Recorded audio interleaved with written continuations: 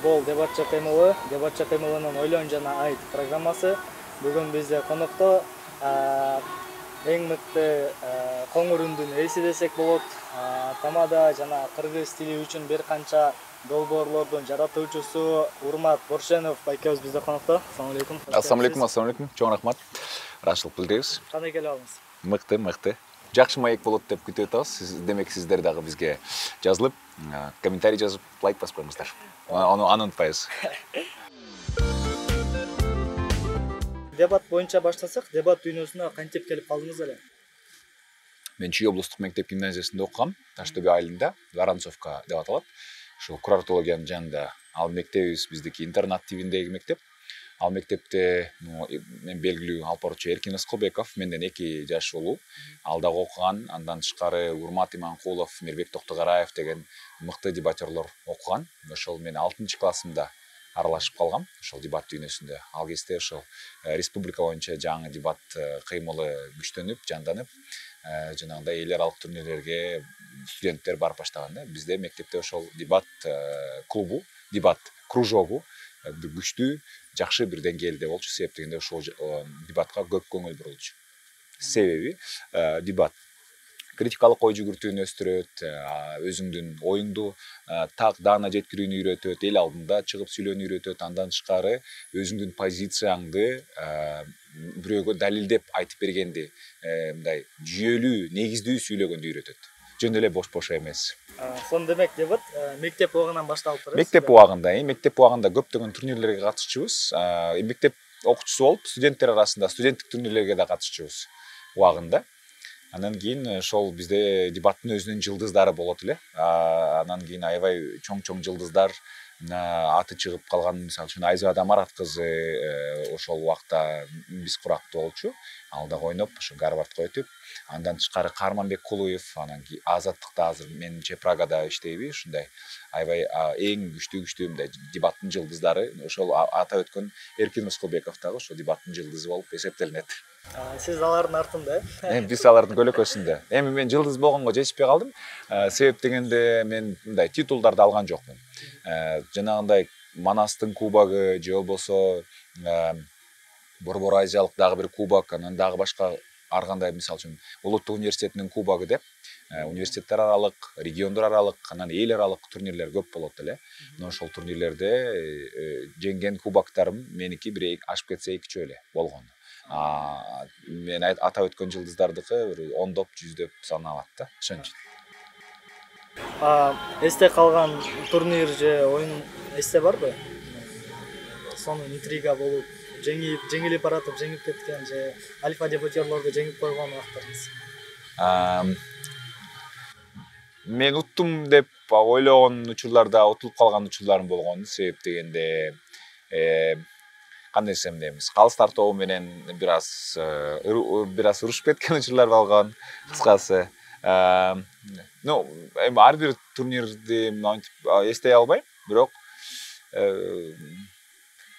кандай десем, андай деле мындай эсте каларлык турнирлерим жок экен. Себеби баарына биз бирдей эле кайгырып, баарына бирдей эле мындай уткубуз келип, ошол кубокду алгыбыз келип, биз даярданчубуз. Ошол менимче мындай укмуш даярданып, анан укмуш болуп кеткен учур болгон эмес. Чоң турнир ошо мен бир жолу ошо Эркин Ыскылбеков менен чогуу ойноп, баарын жеңип салганбыз. Себеби сенин өнөктөшүң командалашың канчалык күчтүү болсо, сенин командаң да ошончолук күчтүү. Себеби бул дебат командный дагы оюнда. Жалгыз форматтары да бар, бирок биз жалгыз форматтарын андай популярдуу эмес эле. АПФ ойночубуз биз. АПФ болуш керек. АПФ.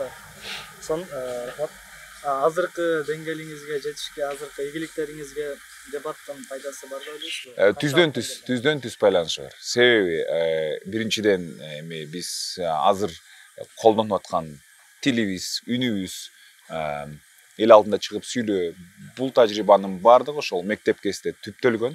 Мен билип билбей эле мына ошол азыркы кесибиме даярдана бериптирмин. Эми мурун билчү эмесмин, мен балким алпарчы боломбу же болбосо үн кошто иштейинби деп билген эмесмин, бирок ошонун баардыгы кайсы кесип болбосун баарына керек да бул дебат. түшүнүктүү. чоң пайда алып келет. Критикалык ой жүгүртүү деп калдык. Критикалык ой жүгүртүүдү дебаттан башка кандай жолдор менен өнүктүрсө болот дагы? Критикалык ой жүгүртүүнү дебаттан башка, дебат эми албетте эң идеалдуу жолу. Андан тышкары критикалык ой жүгүртүүнү иштеп турасыз өзүңүздүн критикалык ой жүгүртүүнүн үстүнөн же интеллекттин үстүнөн? Интеллектти өстүрүү боюнча эми китеп жан досум дегенде китеп окуш керек. Андан тышкары мындай талкоо эстүү блогерлерге жазылып, ошолордун видеолорун көрүп, кызыктуу подкасттарды угуп, ушундай сыяктуу.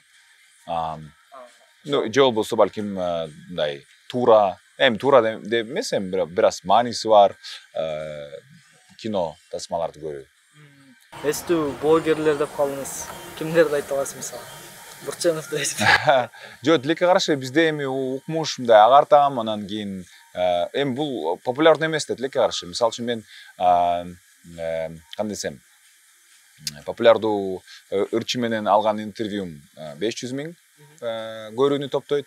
Ал эми бир экөөбүз жакшы бир мындай керектүү тема жөнүндө сүйлөшө турган болсок, мисалы үчүн китеп окуу темасында, ал ашып кетсе бир 500 көрүүнү топтойт да. Ошон үчүн тилекке каршы биздин блогерлерибиз эми 500 көрүү деген бул деген эч ким көргөн жок дегенди билдирет да. И ошондуктан бизде деген жанагындай мындай балким олуттуу темаларды көтөрүп жүргөн туруктуу иштеген блогерлерибиз жокко эсе тилекке каршы. Себеби аудитория жок. Ошол. Анан аудитория жок болгондугуна байланыштуу аздап, мисалы үчүн сиздер сыяктуу кыймылдар бар, бирок алар дагы өзүнүн бир аудиториясын кеңейтүүнүн үстүндө иштеп жатышат. Эми аларга ийгилик гана каалайбыз да, Азамат. Кайсы китепти же кайсы кинону сунуштайсыз интеллект өстүрүү боюнча? Кайсы кинолорду сунуштайм? Мен негизи баарын эле көрө берет экенмин, көп ылгабайт экенмин ачыгын айтканда. Бирок мындай жакпай баратса которуп салам да, мисалы. Кандай кинолор жагат? Интеллектти өстүрө турган. Китеп балким. Китеп же чыгармалар. Чыгармалар. Ошол чыгармалар баса мен аудио китеп кылып чыгарып койгом YouTube'да. Ошол китептер мага жаккан, ошон үчүн аудио китеп кылып чыгарып койгом. Бир өлкөнүн өнүгүү тарыхы мисалы. Же болбосо ошол эле жанагы Тоолор кулаган доор, Азамат Алтай менен Чыңгыз Айтматовдун тагдыры жазылган китептер мага аябай жаккан акыркы учурда. Андан тышкары эми мен мектепте көп китеп окучумун, анан кийин тилекке каршы китеп окуу аябай мындай оорго туруп атат, себеби көз ооруйт. Анан аудио китеп угайын десем дагы аудио китеп аудио китепти дагы жакшы кабыл албайт экен. Эми адамдар ар кандай болуп бөлүнөт го. Аудиал, визуал көрүп кабыл алат экен да, ошон үчүн көбүрөөк ошо кино тасмалар. Буга чейин китептерди үн коштоп жүрөм дедиңиз. Аны үн коштоого эмне себеп болду? Үн коштоого мына мен окудум. Мен классыма окуп берчү элем. Азыр болсо мүмкүнчүлүк бар, интернет бар. Мен демек жалпы мекендештериме, балким ошол жалпы 6 миллион калкыбызга окуп бере алат турбаймынбы? Менде мүмкүнчүлүк бар, менде микрофон бар, менде Кудай шүгүр компьютер бар. Мүмкүнчүлүк туруп мен муну жасабай атам, жасашым керек деп окудум. Бирок тилекке каршы бул убакытты алат, анан кийин көп энергияны алат, анан көп убакытты алат. Жана мен табиятынан жалкоо киши болгон үчүн тилекке каршы ашып кетсе бир 3 эле китеп бар да, мен окуган. Интернетте Теңири Манас, Тоолор кулаган доор, Бир өлкөнүн өнүгүү тарыхы, анан Төлөгөн Касымбековдун Адам болгум келет, 4 эле китеп. Мисалы үчүн ошол эле Эрнест Кыязов байке агай ошого мен аябай ыраазымын, иштермандыгына, эмгекчилдигине, өзүнүн YouTube каналында аябай көп аудио материалдарды, видео материалдарды жүктөйт. Ал мындай көп жасайт да, мисалы. Мен ашып кетсе 4-тү жалпы өмүрүмдө акыркы 2 жыл дей турган болсом, ал акыркы 2 жылда балким 4, балким билбейм, 4000ге жетпесе дагы бир 400дөн ашып кетет да, жок дегенде. Чыгарган материалдары. Ошондуктан ушундай материалдарды чыгарышыбыз керек, жасашыбыз керек, бөлүшүшүбүз керек, анан таратышыбыз керек. Сизди мыкты дикциясы бар адам катары көрөсүз. Анан ушул дикцияны кантип бир калыпта кармап турасыз же дикцияны өнүктүрүү үчүн кандай көнүгүүлөрдү жасап турасыз. Эмне үчүн дикция маанилүү? Дикция деген бул эме маалыматтын жакшы упаковкасы, сырткы таңгагы, кооз жакшы дикция менен бере турган болсоң, ал маалыматты эл кабыл алат. Эл жакшы ошол маалыматына элдер таасирленет. Демек сен өзүңдүн максатыңа жетесиң. Дикциянын маанилүүлүгү ошондо да. Эгерде сиз өзүңүздүн өнөктөшүңүздү, сиздин аудиторияңызды сыйлай турган болсоңуз, демек дикцияңыз так даана болуш керек. Мен дикциямдын өнүгүшүнө салымын кошкон бул вокал кружоктору, манас айтуу, андан тышкары көркөм окуу, андан тышкары мен жогоруда айтып атпаймынбы, интернат тибиндеги биз мектепте окуганбыз. Бизде мектеп жетишсиздиги азыр деле тилекке каршы ал проблема бар. Анда өтө орчундуу болчу, деги эле китеп жок болчу, бир класска бир китеп. Анан мен өзүмдүн классташтарыма окуп берчүмүн үй тапшырмаларды. Мисалы үчүн жолборс терисин жамыган баатыр, шотар уставели, баланча, кадимкидей эле жомок сыяктуу окуп берчүмүн. Анан кийин ошол баардыгы кайсы бир деңгээлде мындай тажрыйба болуп, менин дикциямдын жакшырышына балким таасир бергендир деп ойлойм. Сиздин проекттериңизге келсек, долбоорлоруңузга, Боршенов Борсулдайт деген жакшы долбооруңуз бар болчу. 3 тилде ырларды ырдап чыккансыз. Мунун максаты эмне болчу? Ырларды ырдап? Жок, ырларды окуп десеңиз. Максаты Алыкул Осмоновдун ырлары мынакей англисче дагы жакшы угулат экен, орусча которсоң орусча дагы жакшы угулат экен. Мынакей биздин улуу акындарыбыз чындап улуу, чындап мыкты экен, дүйнөлүк деңгээлде экен. Мына ошону көрүп койгула, билип койгула деген максат. Кыргыз тили долбоору боюнчачы? Кыргыз тили долбоору боюнча эми биз экөөбүз жана жалпы биздин мекендештер күнүмдүк турмушта абдан көп ката кетиребиз.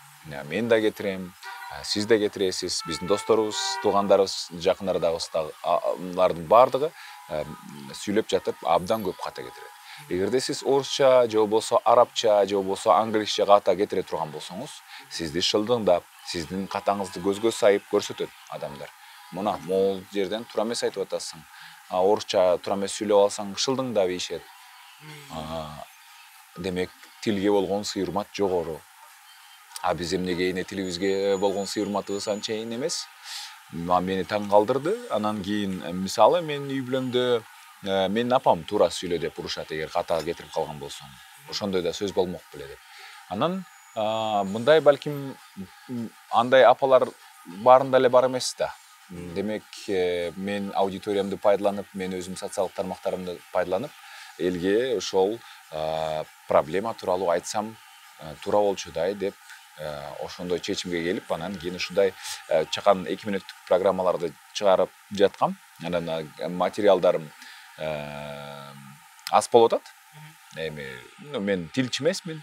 Билгендеримди бөлүшүп атам. Тияктан китептен 2 булактан карап текшерип коем, туура сүйлөп атамбы өзүм деп. Анан карап ошого жараша анан программаларды чыгарып аткам. Материалдарым түгөнүп калды эле. Анан кийин ошентип ага отуруп дагы сценарий жазыш керек. Анан кийинкиси мурункусуна караганда жакшыраак болуш керек деген мындай өзүмө чоң талаптарды койгон үчүн жакшыраакка жеткидей бир жакшы сценарий даярдай элекмин. Ошон үчүн бир аз токтоп турат да.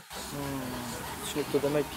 Демек апаңыздын деле салымы бар экен да. Түздөн түз салымы бар. Мен кыргыз тили, анан орус тили мугалимдериме аябай ыраазымын. Мына кыргыз тилден берген, анан орус тилден берген Анар эже аябай жакшы окуткан. Анан менин класс жетекчим Айна Оролбековна дагы бизге аябай ошол сөздөрдүн маанисин, сөздөрдүн тууралыгын, так айтылышын орус тилин дагы жакшы окуткан да биздин убагында мектепте. Ошондуктан ошол мектептеги эжелер жана үйдөгү тарбия аны экөө биригип биздеги болгон баалуулуктарды анан ушундай бир түшүнүктүү калыптандырган да. Кайра дебат темасына кайталып. Канча ойлойсуз, эмне үчүн жаштар, азыркы жаштар дебат ойношу керек? Азыркы жаштар сөзсүз түрдө дебат ойнош керек. Себеби интернеттин өнүккөн маалы аябай маалымат укмуш көп, фейк маалымат дагы укмуш көп. Анан кийин пропаганда дагы күчтүү. Демек, мына ошол жерден кайсы жерде чындык, кайсы жерде калп ажырата билүү ажырата билүү мүмкүнчүлүгү, ажырата билүү касиети бул азыр мындай жашоо үчүн өтө маанилүү, өтө керектүү бир сапаттардын бири. Бул нерсени албетте дебат аркылуу оңой, жеткиликтүү өздөштүрсө болот. Бул касиетти, бул мүмкүнчүлүктү билишибиз керек да. Медиа сабаттуулук, андан тышкары ошол эле критикалык ой жүгүртүү баарысын биз азыр баарыбыз жалпы эл өздөштүрүш керек. Болбосо эми айталы сиз экөөбүз деле биздин бир жаман максатыбыз бар болсо бир 20 кишини жалдайбыз дагы, укмуштарды комментарийлер менен жайлайбыз дагы бирөөнү, же болбосо бирөөнү окумуш мактайбыз дагы, ошол кишини биз балким саясатка киргизип, же болбосо тескерисинче жумушун жок кылып салганга толугу менен мүмкүнчүлүк бар. Себеп дегенде ар бир адам жок дегенде ошол акыркы сурамжылоолордун жыйынтыгы боюнча бир күндө 5 саат, 3-4-5 саат, керкилер 7-8 саатка чейин ошол телефондо жашашат экен да, телефондо. Демек биз ал виртуалдык жашоону азыр мындай биз эле ой телефондун кереги жок деп айта албайбыз да. Демек интернет бар, ал виртуалдуу жашоо бар. Мына ошол виртуалдуу жашоо менен биз эсептешишибиз керек, ага көңүл бурушубуз керек. Ал жерде адашып кетпешибиз керек да. Адашып кетүү оңой эле да. Тип бирөөнүн тузагына кирип, бирөөнүн сөзүнө кирип, бирөөнүн калпына кирип, бирөөнүн фейкине ишенип кетүү мындай оңой эле нерсе. Биз ошол нерселерде мындай тунук акылыбызды сактап, эмоцияларга берилбей, сага канчалык деңгээлде маалыматтык атакалар жүрүп атса, биз туруштук берип, туурасын, тагын, анығын аныктай турган деңгээлде болушубуз керек. Ал үчүн ошол дебат, критикалык ой жүгүртүү, медиа сабаттуулук баарысын өстүрүшүбүз керек деп ойлойм. Дебат деген сиз үчүн эмне? Акыркы суроолордун бири. Дебат, мына мен буга чейин айтып аткан ошол медиа сабаттуулук, критикалык ой жүгүртүү, эркин ойлонуу, же болбосо өз оюңду туура эл алдында болобу, башка жерде болобу, социалдык тармактарда болобу, так даана далилдер менен жеткире билүү мүмкүнчүлүгү мыкты мектеп деп ойлойм. Сиз айткан кеңештер көп жаштарга пайдасын берет, мага деле пайдасын берди. Сөздөрүңүз болсо айтсаңыз болот жаштар үчүн. Эгерде мүмкүнчүлүк болсо, сөзсүз түрдө дебаттарга катышкыла деп айтат элем. Себеби мен мисалы үчүн университетте окуп жүргөндө сабакка көп барчу эмесмин. Мен дебаттарга, анан КВНдерге баргам. Мага ошол нерселер азыркы турушума, азыркы деңгээлиме түздөн түз таасир берди. Эми тилекке каршы бул навык, бул скилл, бул тажрыйба чындап келгенде бул ийкемдүү да. Ийкемдүү бардык заманга жарашат, бардык кесипке жарашат.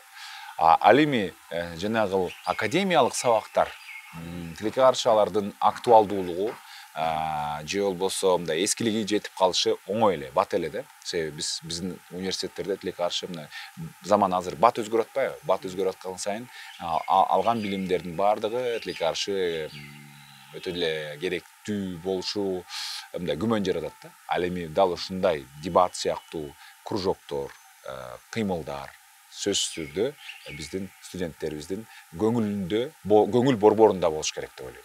Ошол сунуш. Биздин көрүүчүлөргө дагы ийгилик каалайбыз, бар болуңуздар.